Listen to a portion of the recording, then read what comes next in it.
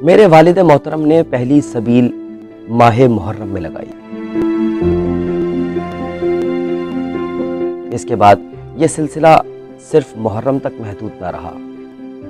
वो सारा साल मुख्तलिफ जगहों पर पानी का एहतमाम करते, कूलर लगवाते, मटके भरते, गिलासों का इंतज़ाम करते।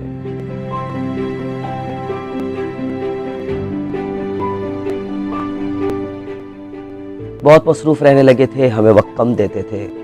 कभी कभी गुस्से में हम उन्हें कड़वी कसीली सुनाते तो वो मुस्कुराते और कहते, बेटा इमाम हुसैन का गम याद रखना, कभी किसी को प्यासा ना रहने देगा। मेरे वालिद साहब का कई साल पहले इंतकाल हो गया। मैं कभी कभी उनकी कब्र पर जाता हूँ, वहाँ हमेशा ताज़ा फूल खिले होते हैं। कब्र हमेशा ताज़ा मिलती है, लगता है कोई अभी अभी पानी डालकर गया।